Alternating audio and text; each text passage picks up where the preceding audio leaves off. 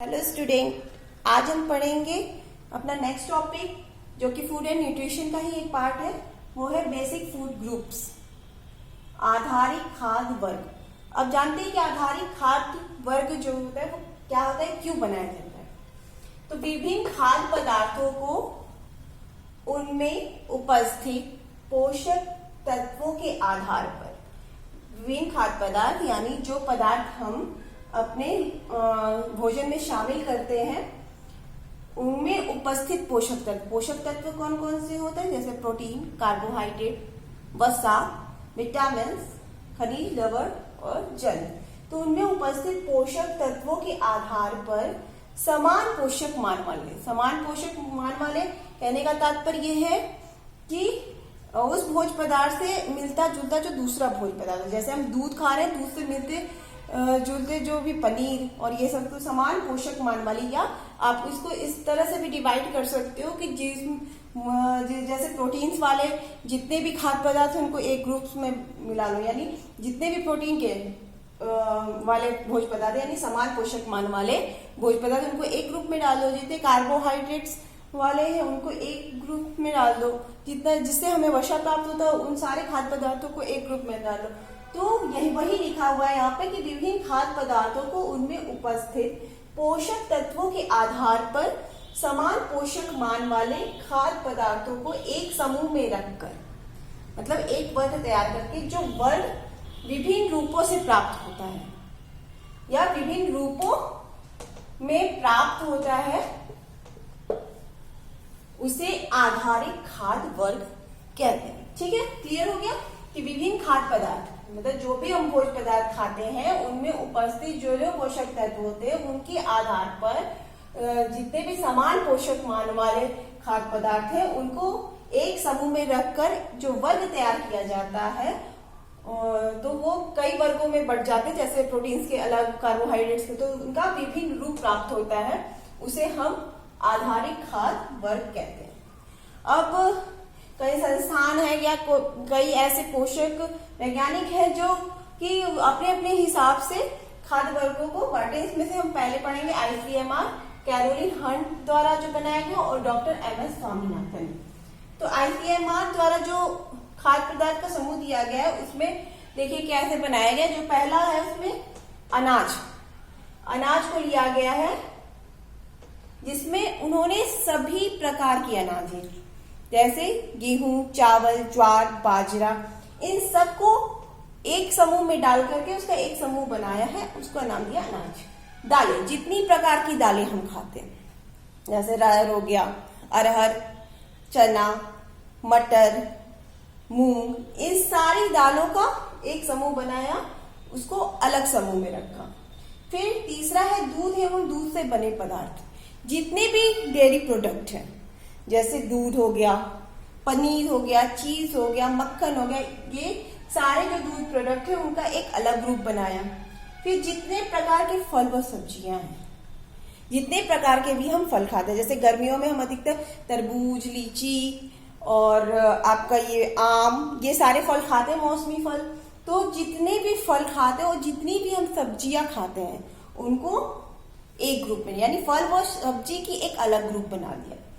Next है fifth वाला group जो है वसा एवं शक्कर, जितने भी वसा युक्त पदार्थ है, जैसे तेल जिससे हमें फैट्स की प्राप्ति होती है, और शक्कर, जितने भी शक्कर यानी शर्करा युक्त पदार्थ हैं, जैसे गुड़, चीनी, इन सबको यानी वसा और शक्कर को उन्होंने एक ग्रुप दे दिया। इस तरीके से ICMR द्वारा 5 ग्रुप्स प्रस्तावित किए गए। अब बात करते हैं कैरोलिन हंट ने भी 5 ग्रुप तैयार किया। अब देखिए उनके 5 ग्रुप्स में उन्होंने क्या रखा, पहले ग्रुप्स में उन्होंने डाला फल और सब्जियां, जितने प्रकार के भी फल और सब्जियां हैं उनका एक अलग ग्रुप तैयार किया। फिर दूसरे ग्रुप्स में उन्होंने मांस, मछली और अंडे को डाला, जितने भी जंतु जगत से प्राप्त होने वाले मांस, मछली, अंडा, ये सारी चीजों को उन्होंने एक ग्रुप में डाल दिया।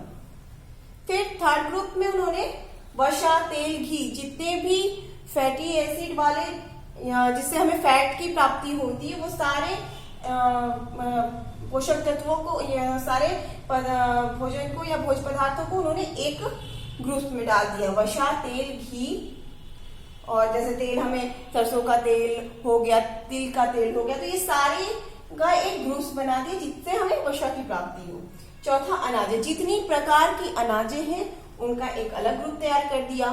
और फिफ्थ ग्रुप में दूध और दूध से बने पदार्थ, और पांचवें समूह में उन्होंने दूध के जितने भी प्रोडक्ट हैं जो कि मैंने आपको पहले बताया था ICMR वाले में, वो सारे प्रोडक्ट्स को एक ग्रुप में रख दिया। फिर उसके बाद फिर एक संशोधन हुआ जिसमें डॉक्टर MS स्वामीनाथन ने उसे 11 समूहों में बांटा। अब देखिए 11 समूहों में उन्होंने कैसे बांटा। पहले में उन्होंने अनाज, जितने प्रकार की अनाजें हैं उनका एक ग्रुप तैयार किया। दूसरे ग्रुप में उन्होंने दूध से बने जितने भी पदार्थ हैं, दूध और दूध से बने जितने पदार्थ हैं उनको उन्होंने सेकेंड ग्रुप में डाला। थर्ड ग्रुप में उन्होंने जिससे हमें वसा की प्राप्ति होती है, जैसे तेल, घी, ये सारी चीजों को उन्होंने एक ग्रुप में डाल दिया। फोर्थ ग्रुप में उसने मांस मछली को डाला, ठीक है। और पांचवें में अंडे का एक अलग ग्रुप तैयार किया, जिस अंडे को एक अलग ग्रुप में डालकर पांचवा ग्रुप तैयार किया। छठे ग्रुप में उन्होंने दालें और फलियां डाली। दालें और फलियां मतलब जो सेम के बीज और जितनी से फलियों वाले, जैसे हो गया आपका, आप ये खाते हो राजमा, इन सभी का एक ग्रुप तैयार किया। जितनी प्रकार की दालें और फलियां हैं उनको एक ग्रुप में डाल दिया। और जितने भी प्रकार के फल हैं उनका एक अलग ग्रुप तैयार कर लिया। और जितनी प्रकार की सब्जियां हैं, जो कलरफुल सब्जियां चाहे हरी सब्जियां, उनका एक अलग ग्रुप तैयार कर लिया।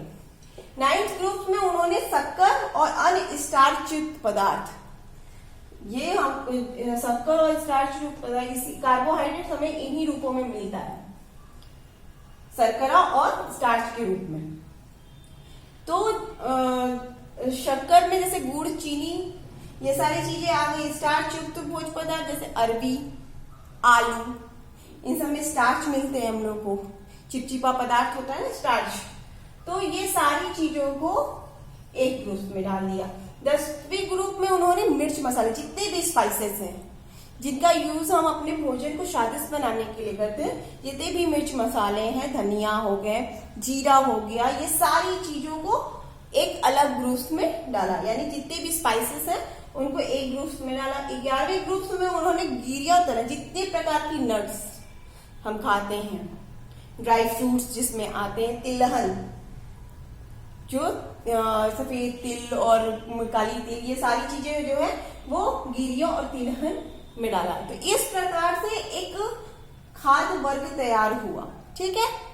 ये हो गया आधारित। तो अब इसे देखिए, इसे सारे जो उन्होंने ग्रुप्स बनाए, अब इसकी परिभाषा पे ध्यान देते हैं। अब देखिए क्लियर हो गया ना कि विभिन्न खाद्य पदार्थों को उनमें उपस्थित पोषक तत्व, यानी उन्होंने फल और सब्जियों को जैसे अलग किया, तो उसी तरह से विभिन्न खाद्य पदार्थों को उनमें उपस्थित पोषक तत्वों के आधार पर समान पोषक मान वाले खाद्य पदार्थों को एक समूह में रखकर जो वर्ग, ये जो सारे वर्ग हैं, जो वर्ग विभिन्न रूपों में प्राप्त होता है उसे आधारित खाद्य वर्ग कहते हैं, ठीक है। ये हो गए आपके आधारित खाद्य वर्ग, ठीक है। Thank you.